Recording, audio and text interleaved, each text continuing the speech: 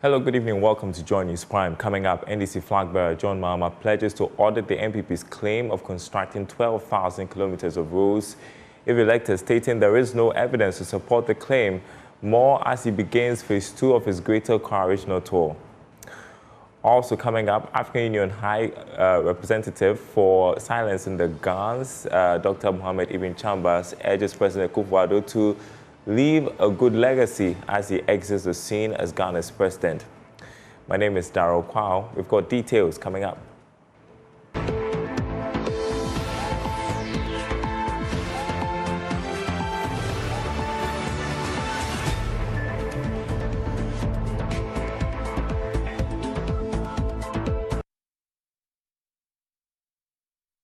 In our first story, flag bearer of the opposition National Democratic Congress, John Mahama, is challenging the Akufo-Addo-led government's claim of constructing 12,000 kilometers of roads, stating that there is no evidence to support the assertion. Speaking at the Botiano English Yamafon constituency to kick off phase 2 of his Greater Coalitional Tour, he announced that a future NDC government would conduct an audit to verify these claims.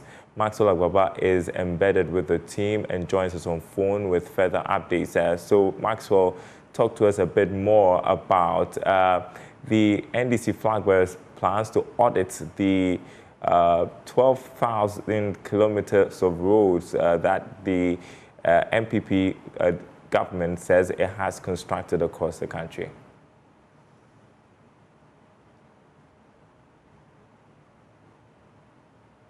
Can you hear me, Maxwell?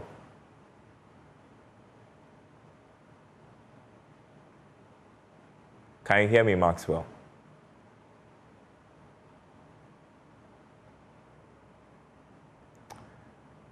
I do not think we have Maxwell Agbaba on the line, but we will be reaching out to him very soon to speak to us on the phase 2 of the NDC flag bearers tour of the Greater Accra region.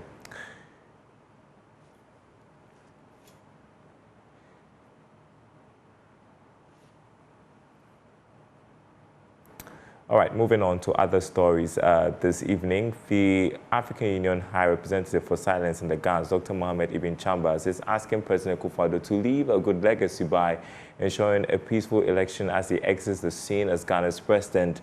Delivering his speech at the maiden edition of the Diplomatic Honors in Accra, Dr. Chambas called on Ghana to distinguish itself in the upcoming December elections. Mr. President, with all due respect to Mr. President, the 2024 elections are all about legacy, the president's legacy. And it should not be under the watch of Mr. President with his antecedents in democratic building in this country, that Ghana will experience violence and mayhem during its general elections.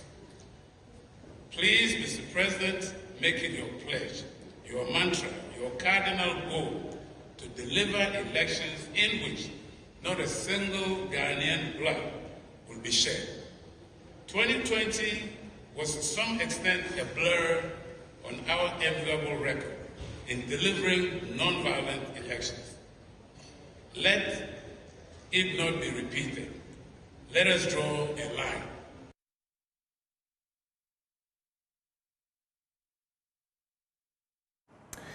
The former Under-Secretary General and head of the United Nations Office for West Africa also wants security agencies to avoid the use of lethal weapons during the polls.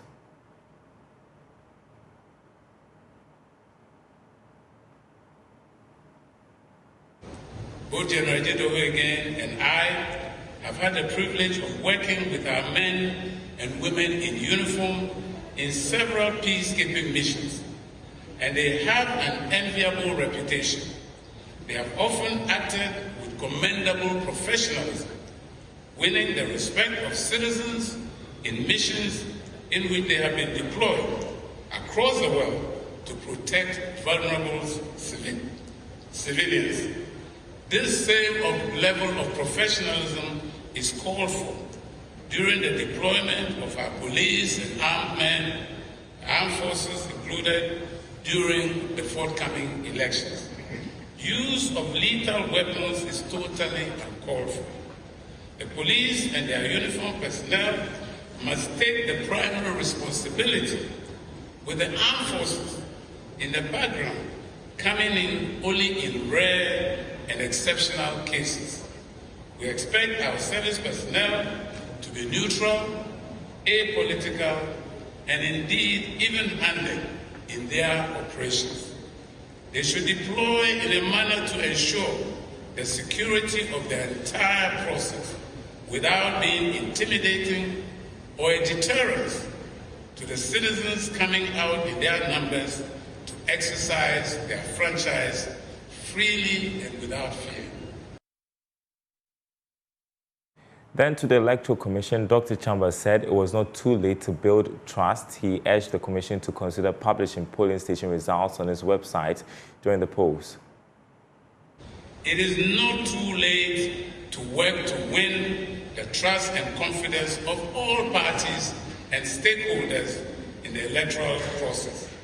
Specifically, ensuring the publication of polling station results on the website of the Electoral Commission is one measure that will greatly advance and enhance the credibility and transparency of the process. And this will sound like music to some of our partners here who have made this recommendation time and again.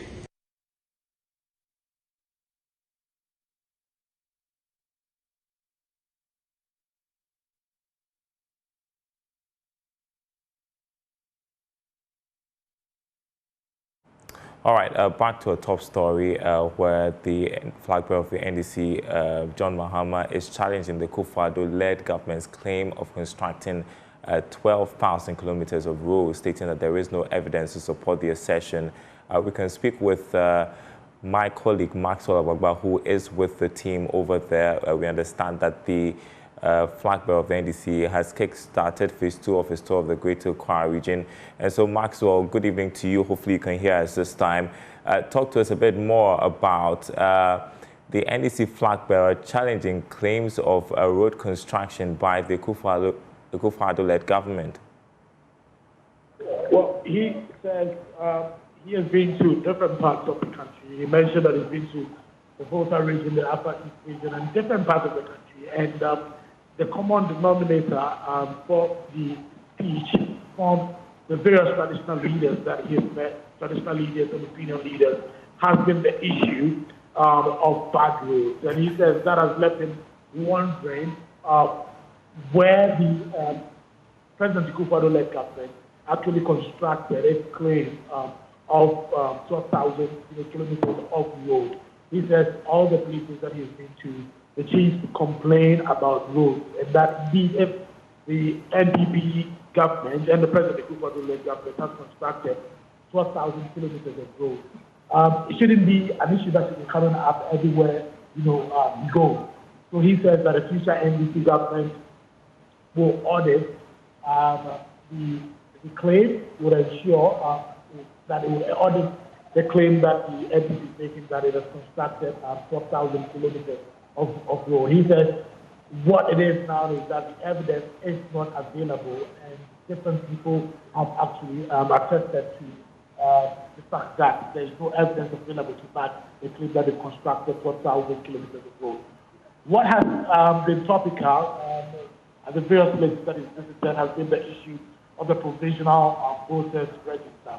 He's been urging supporters of the party, sympathizers of the party, to show up massively and register their displeasure against the Electoral Commission come Tuesday, that is the 17th of September. He says that it is important for the country and for the Electoral Commission to address the concerns of the NDC now, because it can be a recipe for chaos on election day if the concerns that the NDC is raising, are not addressed. So he's urging the Electoral Commission to heed the demands of the party and also respect, some of the views that he put across, pushing for a forensic audit. He says it wouldn't take anything away for the EC to to organize a forensic audit, saying that it wouldn't take more than 2 weeks or 3 weeks for that forensic audit, to be done. So it's urging the Electoral Commission to do that, whilst also entreating supporters of the party to show up on Tuesday to demonstrate and register their displeasure about this. Maxwell, the NDC flag bearer, also criticizing the vice president and flag bearer of the MPP on how the economy has been handled. Yes, he says the NPP flag bearer, Dr. Muhammad Ibn Chambas, has been touting his achievements in the economic sector. He says that is not the case. He shouldn't go about marking his own script, and that if we give that script that he is marking himself and giving himself an A to the ordinary Ghanaians who are witnesses to what he describes as the bad economic management, they would give him an F. So he's urging the NPP flag bearer not to go about touting his achievements in that sector and saying that the NPP government, the President Kufuor-led government, which Bawumia is the head of the economic management team, they have failed woefully. So he shouldn't go about touting his achievements in that area. And how is he being received in that constituency, Botiano, English, Manfo? What are the voters saying? Well, many of them who we've been interacting with are saying that they show up on December 7th to cast their ballot. Of course, those who interacted with, many of them were in NDC t-shirts, so you can conclude that they're sympathizers, of the party. But they say that the current economic situation really has put many of them in financial distress.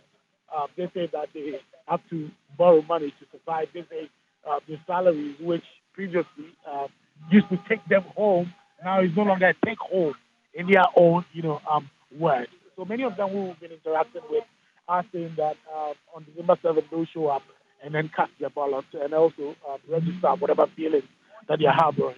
Now, on the campaign trail today, we saw the former NDC chairman, Ofuswan Popo, who was also on the platform, canvassing for support for the NDC flag bearer, John Mahama. And he has also been urging the supporters of the party to show up on December 7th to vote, and also urging them to show up on September 17th, that's Tuesday, to register their displeasure against the Electoral Commission.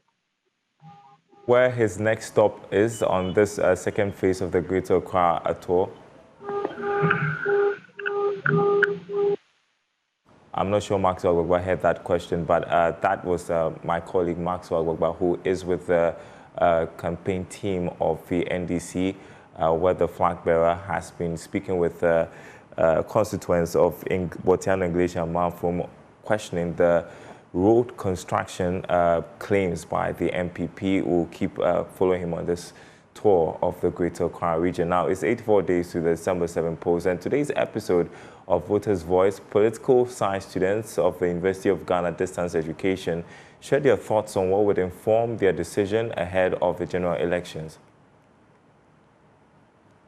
My name is Fauzia Abdullahi, a student of University of Ghana Distance Education. I am the rep for political science, Poly 112. Executive member of Ayawaso North Constituency, and a member of the election committee for this 7th December.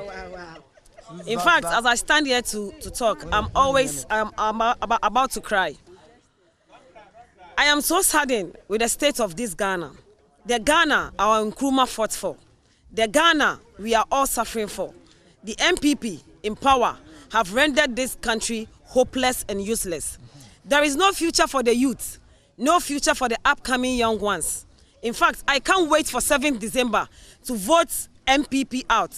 We are calling for John Mahama to come and rescue this nation. Rescue the nation and reset the nation so that all the good things we are yelling for will come back to power. The policies are solid, everything is in place. Yes, so as a young person, we've really gotten to a point where we as young people have to be more serious about our politics and how our country is being ruled. because we make up the chunk of the population, and then most of the policies are things that are supposed to make us or make our lives better, give us more jobs, give us more opportunities to thrive in this economy. Now, we've faced an 8-year administration of a government that doesn't really care about what we do in this country, doesn't really care about our growth and our prosperity and all of that. So going into the next election, we must look away from tribal lines, religious lines, and look at the issues for what they are and then vote in that way. Come 2024, I know my stance and I'll vote for change. Ghanaians, it is in your own interest to re-elect John Mahama to come and steer the affairs of the state, because without that, then Ghana, I don't know where our children will be in the next 5-10 years. So it is my fervent wish that as Ghanaians, we think about the future of our children and make the right choice.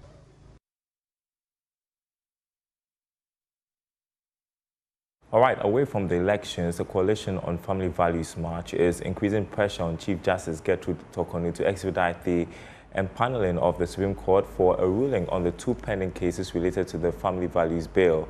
At a news conference in Accra, Member of Parliament for Ningo Prampram and a leading advocate of the anti-LGBTQ bill, Sam George, urged Chief Justice Torkornoo to avoid any further delays and promptly empanel the court to address the cases. There is no matter before the Supreme Court that is more important than a determination on this matter, which stays the hands of both the legislature and the executive. There is no case before the Supreme Court of Ghana today that affects both the legislature and executive, for which reason we believe that this must be primus inter pares. There was a quorum judgment in support by His Lordship Justice Yoni Kolendi. We believe that and hold the view that in light of the judgment of the Supreme Court in that case, which deals extensively with the same matters raised by Amanda Odoi and Richie Delaskai, the Chief Justice must empanel the Supreme Court and determine the matter in tandem with what her colleagues in that panel have done, with alacrity. Because this matter is one that stays the hands of both the executive and the legislature. In light of this, we have decided to postpone the Family Values March from the 17th of September to the 8th of October to allow for the political demonstration to happen and all of its consequences to be done. And then the next available date, which we're able to arrive at with the regional command, is the 8th of October. Meanwhile, board chairman of the Advocates for Christ Ghana and a key figure in the coalition for the Family Values March, Edem Senanu, said he's worried that after 8 weeks, the court is yet to provide a timeline for the case, despite the urgent interest from the over 93% of Ghanaians for a clear update from the Chief Justice, regardless of any legal vacation.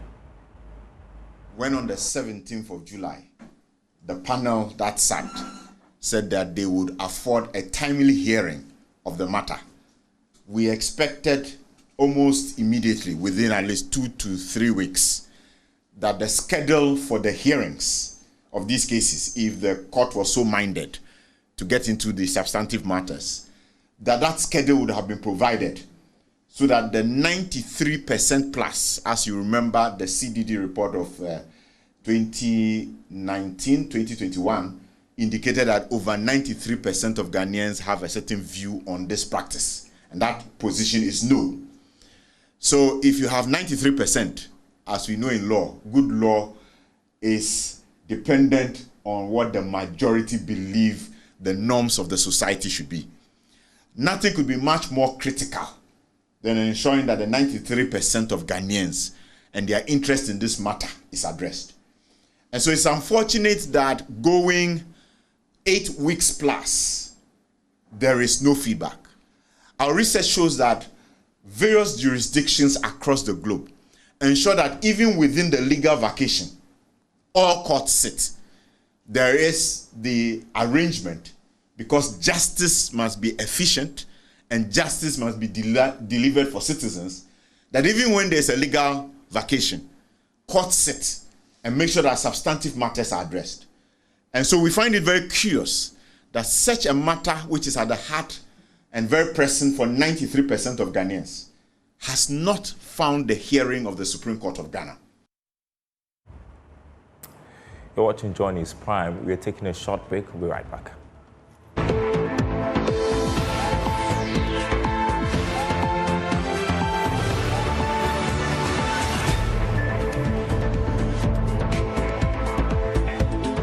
Welcome back to JoyNews Prime. Some news we are following for you. Officials of the Forestry Commission have picked up armed illegal miners operating in the Subri Forest Reserve in the Western region after a Saturday raid on their camp. The team burned 3 excavators and seized 5 pump-action guns and 77 ammunition being used by the miners. Erastus Donko following that story for us. He joins us on Zoom with more on this. Good to see you, Erastus. Who are these suspects? Well, so we have been reporting some forest reserves that have come under siege for some time now. One of them is the Subri Forest Reserve. You know, we had a number of armed people who were in there, so it was making it difficult for even some of us to even enter to film what was going on. So yesterday we had information that the rapid response team was able to move in there after mobilizing other members of the forest guards from Takoradi and its environs. And so they've been able to go in there. They arrested 4 people, 4 Ghanaians, Inusa Yusuf, Issa Seidu, Shadrach Yelsin, and Emmanuel Adawusu are some of the suspects they were able to arrest. They have burnt 3 excavators so far, and the control board of 1 has been sent to the Takoradi police, together with 4 pump-action guns and 77 ammunitions that they seized from the miners. So I must say that this is indeed a highly fortified operation within the forest that they are embarking on. Erastus, talk to us about the extent of destruction in the Subri Forest Reserve. Paint a picture for us.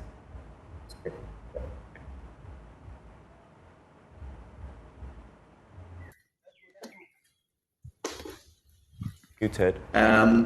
The Forestry Commission had tried the first time to stop them. They were met with a lot of gunfire and ammunition, and so they had to regroup and come back with more men, and now they've been able to arrest them. So quite a large area of that GSBA is a globally significant biodiversity area, and under all circumstances it should be protected. And they have pitched camp, laid siege, and was mining illegally in that portion of the protected forest. All right, Erastus Saridonko, thank you so much for joining us with that update. We really appreciate it. Thank you so much. All right, and that's the news here on Joy News. More news on our website, myjoyonline.com. Thanks for watching, everyone. Keep your dials here on Joy News.